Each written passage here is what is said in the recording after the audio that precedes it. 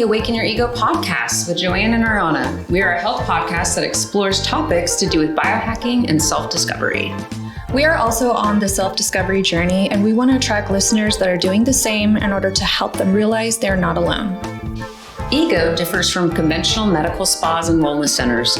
We believe that the secret to maximizing one's sense of self is in addressing the entire person, inside and out. We provide state-of-the-art aesthetic treatments as well as lifestyle management and holistic health solutions.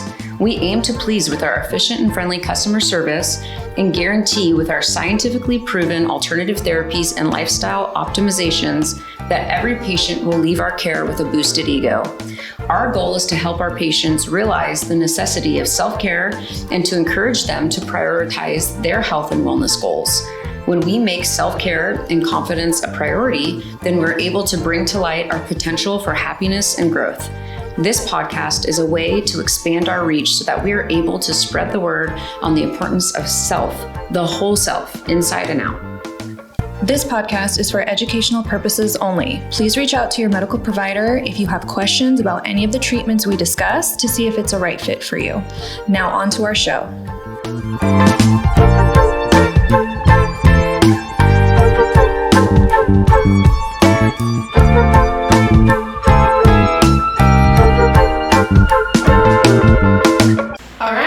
Welcome everyone to another episode of Awaken Your Ego.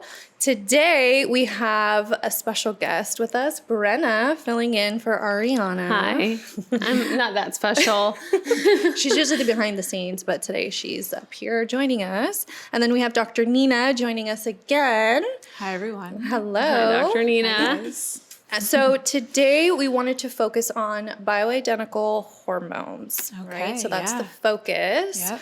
So just to start, can you explain to us what are the basic functions of hormones? All right. So most simply stated, hormones are signaling molecules that the body creates in order to tell the rest of the body to do other things or to do various tasks. You could think of it that way. So whether it's hormones that are giving messages to impact our sleep or our menstrual cycle or our mood or our metabolism.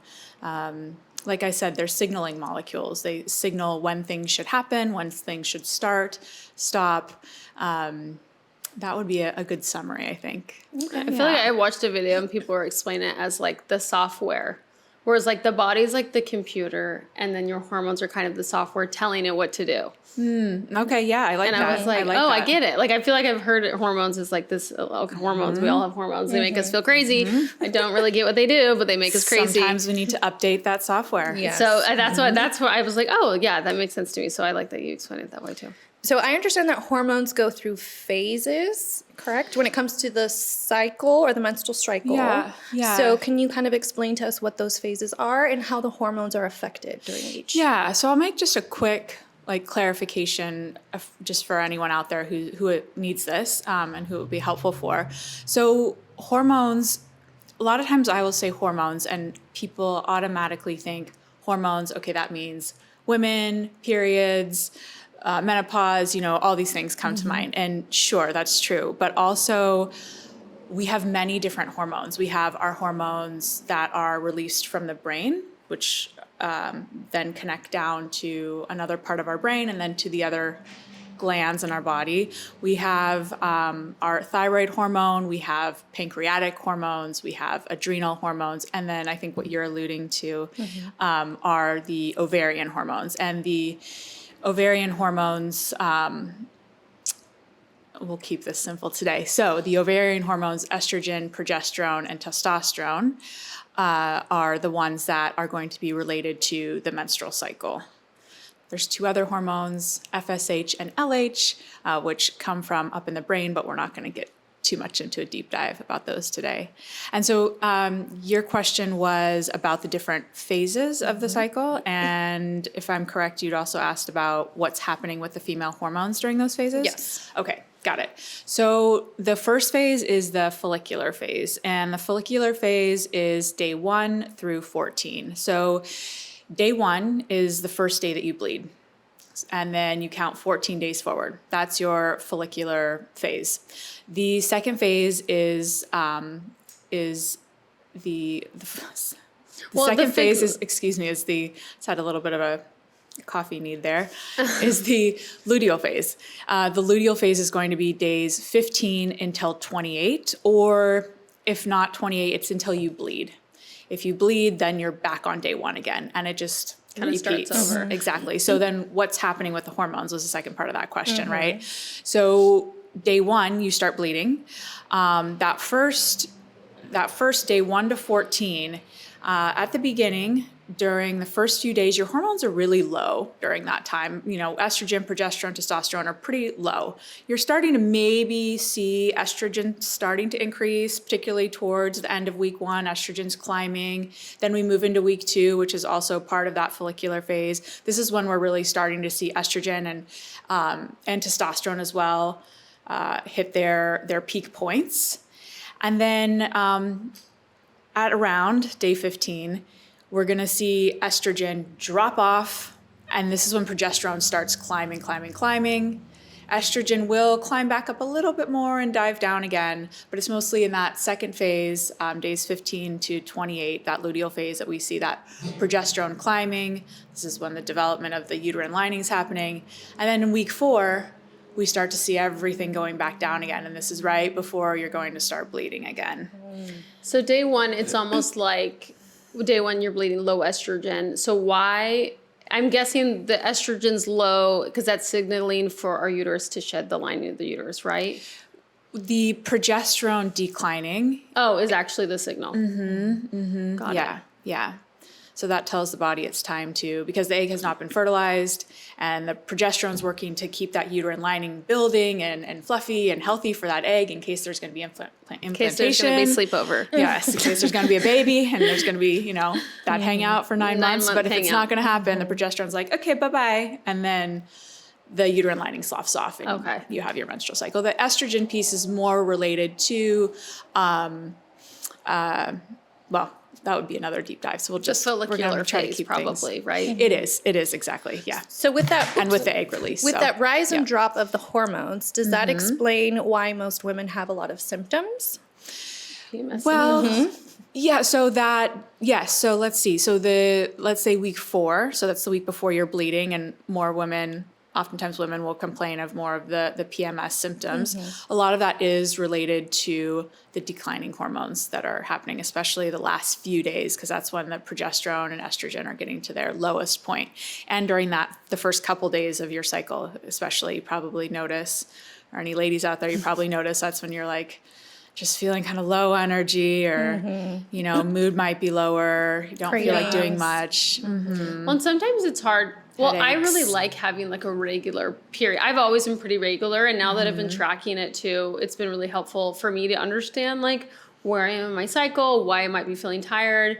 I use the Flow app too, a little plug for Flow. And I like that it gives you like little insights, and like every week, like, and it has you like, if you are someone who will be compliantly monitoring, like, oh, I feel tired today, or I feel like I have cramps, I have a headache, and it'll tell you kind of like why and explain why in your cycle you may be feeling that way. Yeah, so that's helpful. Yeah, it is helpful. But sometimes I wonder if it's like, are those symptoms just because I know my period is coming?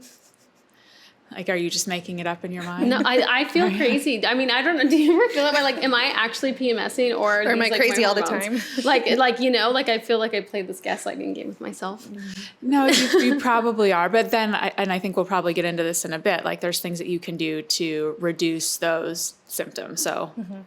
Yeah, so let's dive into that. Okay. So is it true that diet and nutrition can help affect your moods and symptoms? No, you should eat jelly beans all month long and you're going to be just fine. No. So the answer is yes, we should definitely, if we want to have a regular period, have less of the PMS symptoms, not be having super heavy periods, clotting, a lot of clotting, feeling like we need to just lay down and not go to work, all of that stuff, that can definitely be avoided by eating the proper foods, and also eating in a way that's in alignment with your cycle so that your hormones start working for you rather than against you. So what does that look like? Yeah. You're like, yeah. And we had a lot of questions on our social media. We had posed this question like, okay, who wants to learn more about what we should eat? So I think a lot of people are very interested in how to, one, alleviate PMS symptoms. Sure. But I don't think we quite have, I wish we learned more about this in schools, like how every week of our cycle, our hormones are doing something different. So it's like our body probably needs something different during those phases. Yeah. So let's see here. So I'll start with week 4, because I feel like this is probably the most important week in terms of really, really giving your body that self-care that it needs. And so during this week, and I'll just, if it's okay, I'll tie in nutrition and exercise together, because I think Yes, those were questions too. So. Okay, perfect.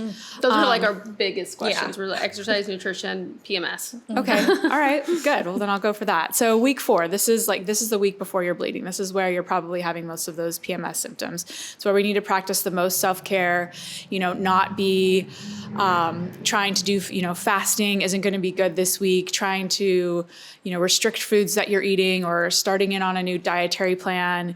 You want to really intuitively eat this week. So it doesn't mean like, I really want, the nachos and the hamburger and the French fries, and it's right before my period, so I'm going to have them. I'm PMSing, I deserve this. Yeah, because then what happens is if we eat those foods that are super inflammatory or high in sugar or highly processed, when you actually have your period in week 1, it's going to be a much harder period. You're going to have more of the cramping. You're going to be more moody. You're going to, just have less energy.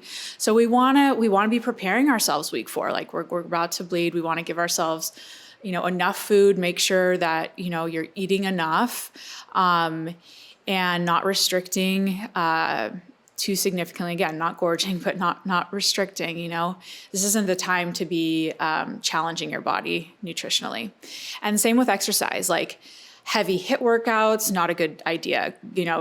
Double day, double duty workouts, not a good idea. Going hard on the Peloton, lifting super heavy weights, trying to max out your reps or the amount of weight that you're lifting, not a good idea.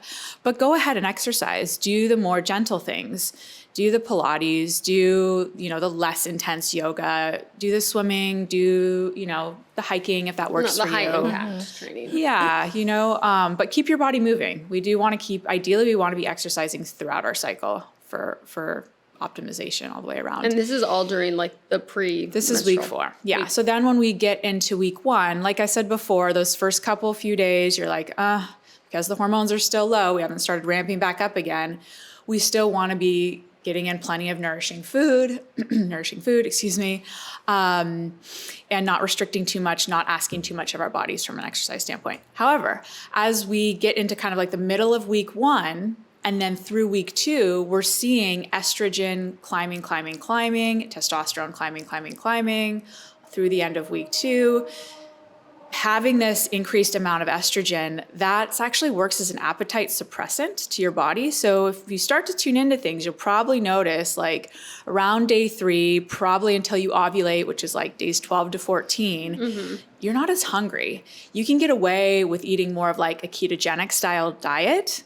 This is a time when we might see a little bit more weight loss, or I like to say fat loss, because we really don't want to ever be losing bone mass, brain mass, muscle mass. But so fat loss taking place during that time, because we can be a little more, I don't want to We're getting our groove back. Yeah, you're able to really tighten things down with your nutrition. You don't need to be having a lot of the starchy carbs at this time, unless you are really working out pretty heavily, particularly with weight training, and you're working on building muscle mass. Then I would say have those more starchy carbohydrates, things like potatoes, sweet potatoes, rice, quinoa, fruit, a little bit pre and post workout.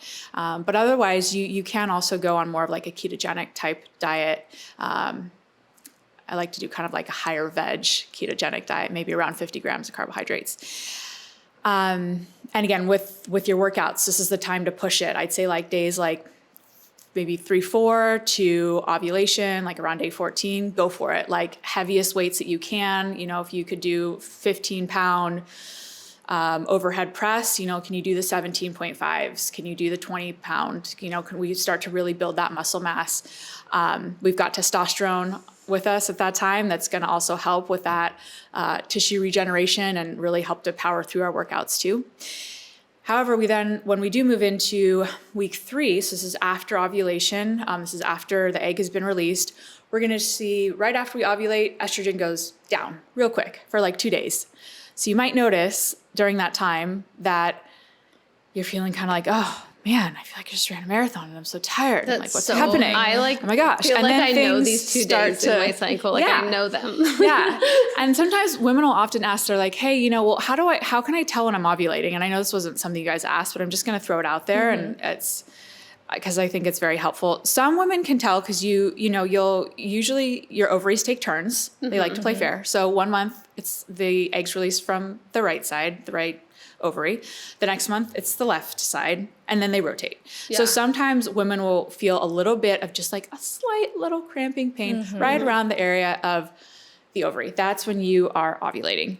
Another thing that happens is the vaginal discharge will become a little bit like thicker, a little bit kind of gluier, a little bit more opaque rather than like a clear sort of looser discharge that is maybe the rest of the month. And so those are just little helpful hints that I like to throw out there if people are like, I'm trying to figure out exactly when it is I'm ovulating. So there's that. And there's also some ways to test your body temperature and different things too. But does your body temperature increase during your while you're ovulating? Yeah, your body temperature will increase. So we're signaling to everyone like it's time to fertilize. Yeah. So it's taking that temperature first thing in the morning before you even get out of bed to check it. So again, practice that self-care. Don't be super hard on yourself. Again, not time to go crazy and, have 14 pizzas, but also if you're like, I want the chocolate, have the chocolate, it's okay. And so then after we ovulate, we're moving into week 3 now. So this is like 15 to let's say 21.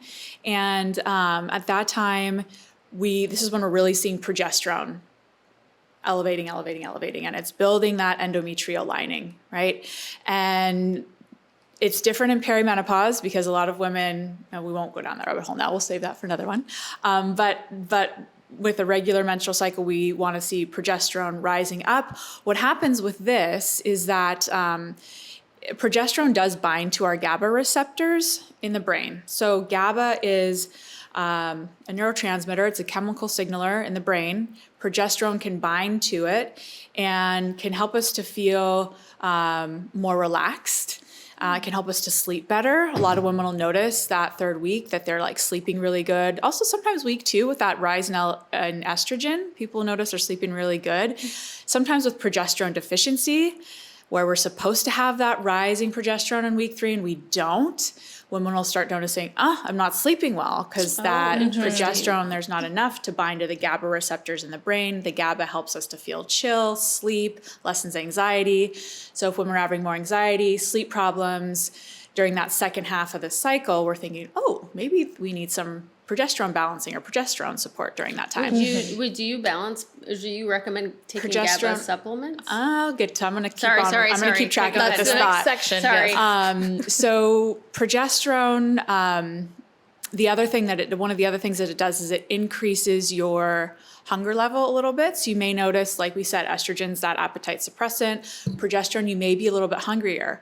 That's okay. With the second half of the cycle, your metabolic rate, your metabolism is actually increasing by about 20%. So you can eat a little bit more and not be concerned about gaining weight. We're just giving ourselves that self-care that we need at that time that our body is asking for. Is their body temperature higher?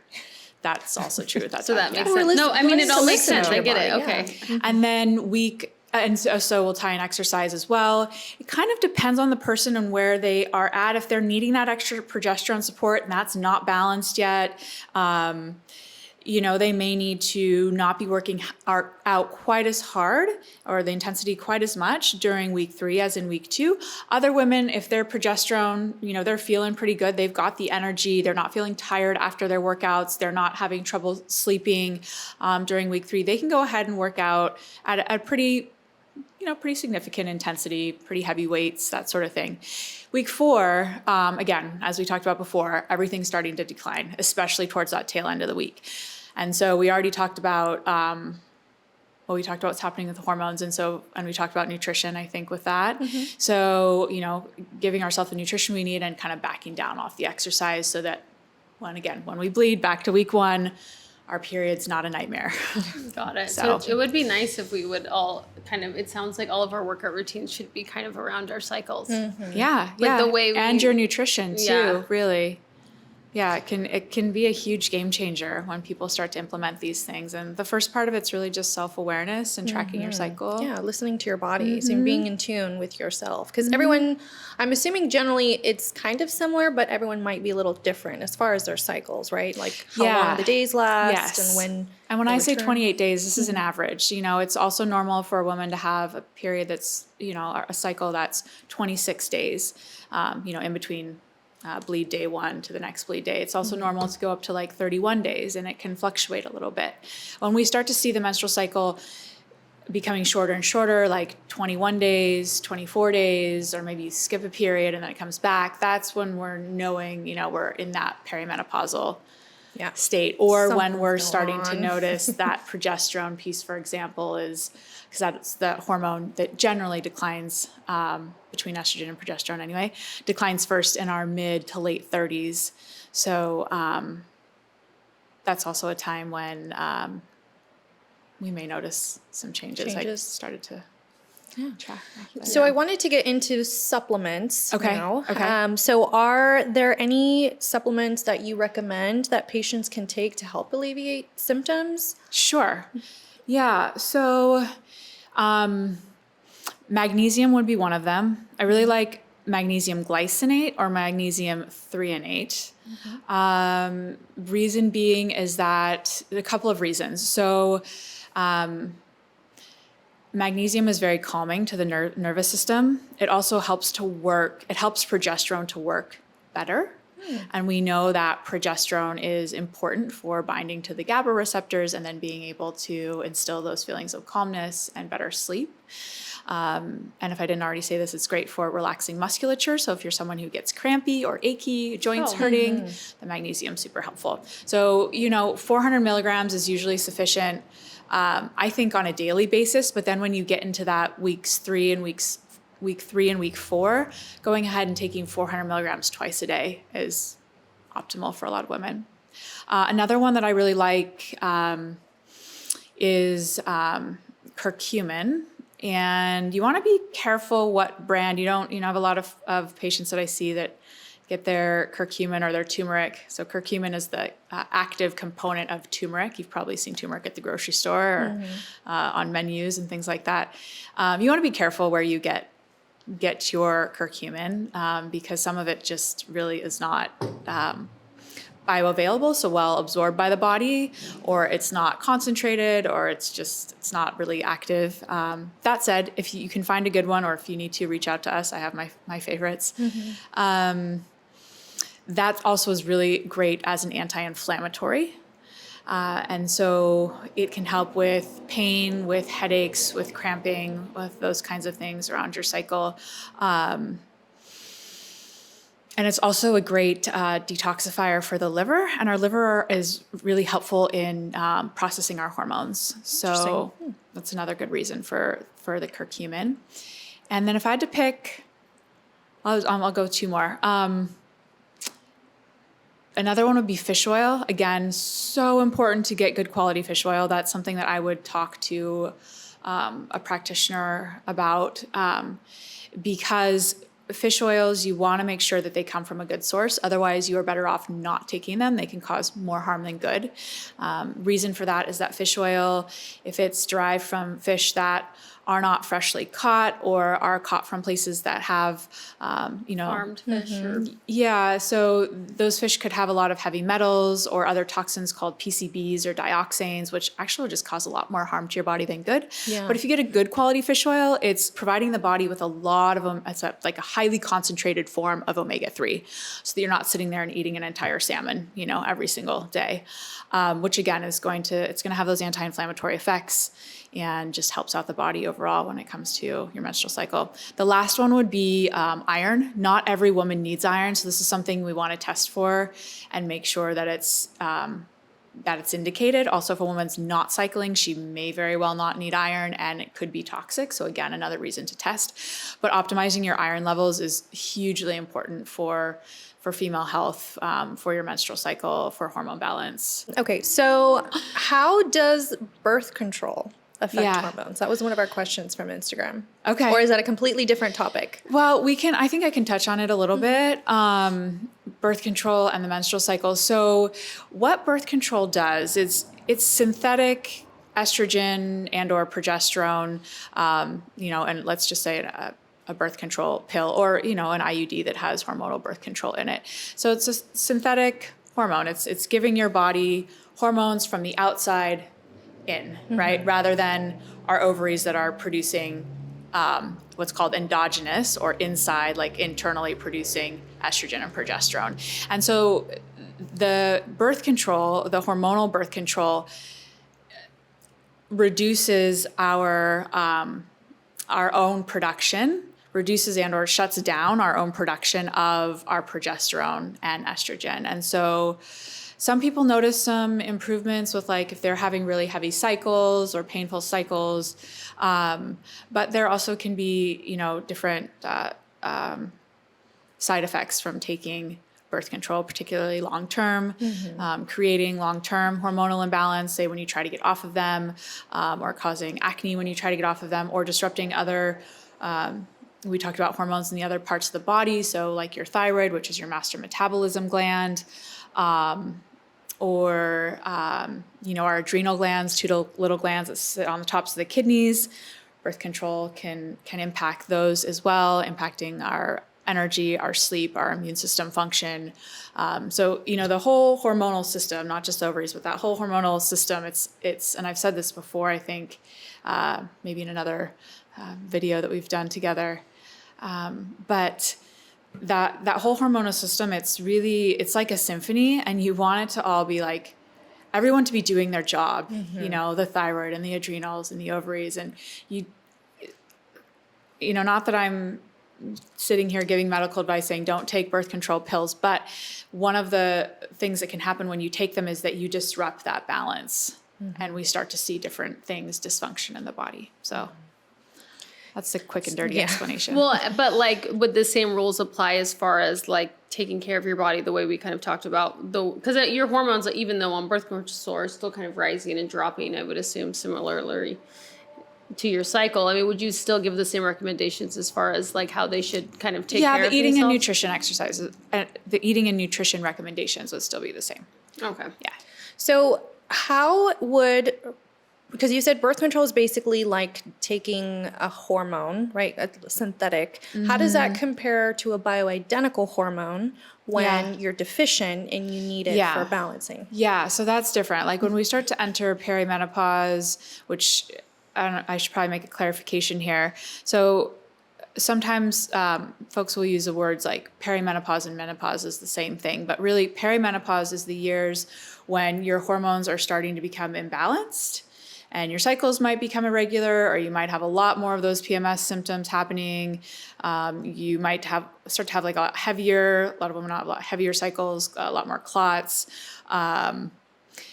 So while those hormones are starting to kind of fluctuate and not follow that sort of perfect pattern that I described before, those years are the perimenopausal years. And that could start, as early as we start to see some of the changes in your 30s. Some women don't notice it until, their 40s, and then can last all the way until when your period stops. Average is age I believe it's 48 to 52. When your period finally stops and it's stopped for 12 months consecutively, now you are in menopause. Okay. So that was a distinction I was going to make. And now back to your question. I'm sorry, the question around that was... So how would birth control differ from a bioidentical hormone? Yeah, so birth control, as we discussed, that's a synthetic. And bioidentical hormones are, they are the same exact molecular structure. So you can think of a key.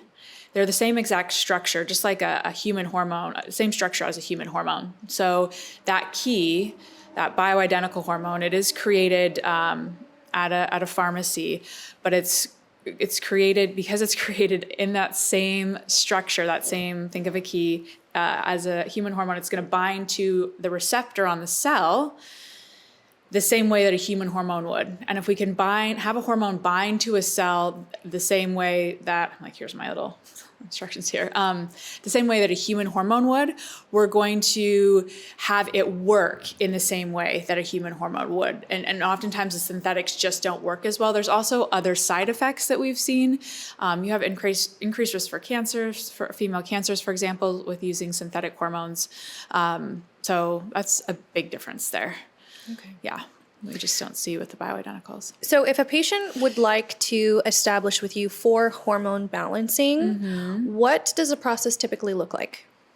Yeah. So, well, one of the things they can do if someone's interest is piqued is that I always offer, not to give a sales pitch here, but I always like to see if we're going to be a good fit. If the person's going to feel comfortable with me, if they feel like my approach feels good to them. I like for people to be able to feel heard before we join in that partnership of, me providing care and guidance for them. And so I always offer just a complimentary 15-minute, what I call health coordination appointment. And that's something that they can do and just call the clinic and say, hey, I'd like to chat with Dr. Nina for 15 minutes and see if we might be a good fit. And I can hear them out, hear where they're coming from, what's been going on. And it's not a time for me to give medical advice because I really can't do that in 15 minutes. And, it's just not the right time for that. But again, we can figure out if it's a good fit. And then if it is, we have, some forms are filled out like you do when you go see any doctor, and then folks come in. We'll gather as much information. That initial appointment's up to an hour long. So it's not that, quick 5 minutes in with your doc and then they, either. It's thorough. Yeah, it's thorough. We'll just say that. It's very thorough. I want to know as much about the person as possible. The more information that I can gather about the individual, the better I can custom tailor a plan that's going to help to effectively, help them and treat them. We may order some labs at that time. And then at our follow-up appointment, we'll be able to review those labs and see what's going on in that person's body, because it's different for each person. And at that time, we can even more finely tune and custom tailor an individualized approach for that person to get them really feeling and functioning at their best. And we'll be using things like, nutrition changes, exercise, modifications, things we've talked about today, but also exact supplements that person needs based on their labs and, other lifestyle issues that they may communicate to me. We'll figure out a plan to work around those. And then it might be a time to implement bioidentical hormones or to implement some of the other therapies that we have, whether it's, the peptide therapies or IV nutrient therapies or vitamin injections or, many other things. So it sounds like during perimenopause is kind of like when hormones start going awry. So what I guess, and I'm sure you kind of touched on this a little bit, but how would someone know okay, my hormones are not, things are out of whack? I mean, I think we all kind of know, but what's, I guess, good some of the most symptoms, common symptoms that when they feel okay, I need to see someone about this. So changes in mood, or a lot of people feel like I just don't feel motivated. I hear that a lot, or I feel just kind of apathetic. I feel blah, I just don't really care one way or the other. I mean, I feel something, but I've definitely felt nothing. So I get that. Yeah, no, and I've heard that too. Changes in energy or changes in focus, sleep patterns for sure, feeling more hot or having hot flashes or having night sweats. Or you're just waking up and the sheets are wet, or maybe your pajamas are wet, or just kind of moist, and it's waking you up at night. What else? I think those would be the biggest ones. Sometimes we see hair loss, changes in skin. What else? A lot of folks will say I am holding on to weight or I'm gaining weight, no matter I used to do. I've been doing the same exact nutrition and exercise plan, and all of a sudden, I've just got this 10, 15 pounds around my belly, or I'm just gaining weight and I don't get it and I'm really frustrated. So I hear that quite a bit too. Well, I think I always assumed that, hormones going crazy was like something that happens to older people, not me. Like it's not like a thing. And then like after having kids, seeing like, oh no, this is what like hormones being crazy looks like. And it's definitely something that happens in your 30s. I think I just assumed it's going to happen when I'm older. Yeah. Well, and also we have to consider too. Yes, you're very old, and but you know, but we have to consider also that we'll have changes. Sometimes women are like, oh my gosh, this must be my female hormones that's causing this stuff. And a lot of times, you know, we'll run labs and we'll see actually, you know, you've had a shift in your thyroid hormones, you've had a shift in your adrenal hormones, or we're seeing some issues with, you know, your blood sugar handling hormones here. So, you know, those things really need to be addressed as well. And there's something called thyropause, which, some folks have heard of, some haven't, but it's when either like the adrenal glands or the female hormones start to become imbalanced, because I was talking about that symphony where everything's kind of like all coordinated. And when one, say the flute section is off, right, then all of a sudden it can put more stress and strain on another area. So we can start to see the thyroid take a hit, right? And this is where we start to see the thyroid kind of start to burn out. And someone might not need a lot, but maybe just a little bit of thyroid hormone, whereas they didn't need that when they were younger. Yeah. And that's going to help to really bring them back up to feeling like, you know, how they used to and function. So we could be thinking that it's our hormones, but in reality it could be something. Your female hormones. Yeah, like, and yeah, in reality, and then it's like something we small. need to support. Yeah, there just needs a little love. I love that. How important is it to you to retest hormones, and how often once a patient is on the regimen? Yeah, generally with testing, I like to do baseline testing, either through blood or urine. You could do saliva testing as well as baseline. I don't use it as much. Reason being, if a woman is to start hormone therapy and you do salivary testing, you're going to see a lot more likelihood of artificial elevations. So I tend to stick with blood and blood or urinary. We usually get that baseline test to see where you are. And then I like to, with most women, I'll check about 3 months out. And if our plan that we've put together is working well, then I'll check in with them twice a year. So like every 6 months. Okay. If we end up making some switch for some reason based on symptoms or, you know, something that's going on, then we might do a quick retest in 3 months just to make sure things are at their proper levels. And if someone is prescribed bioidentical hormone, is it something that they use short-term, long-term, or how does that usually work for patients? Yeah, it could be either of those. So some women will choose just to use bioidentical hormones during the time when they're really having a lot of those perimenopausal symptoms. And then once they get to menopause, they want to know, hey, can I function well without these?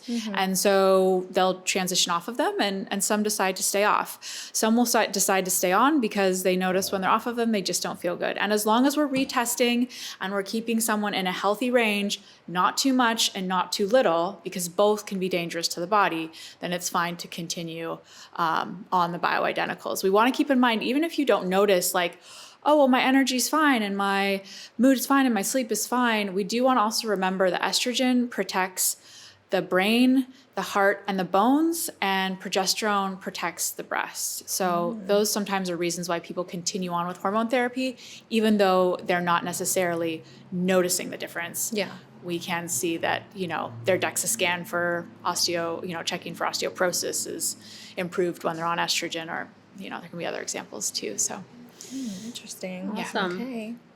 All right. Well, I think that we answered most of our questions. All right. Well, thank you guys. Yes, but really thank nice you so to be much. here. Yeah, I feel like this had a lot of feedback on Instagram. Okay. Hormones was Great. definitely a hot topic. Great. If there's anything that didn't get answered today, maybe folks can go back to our page and post those questions. I feel like we'll have a lot of women, even the more specific questions when we start going into PCOS or other hormone disorders. I know we'll probably have a lot of questions, or women with irregular periods.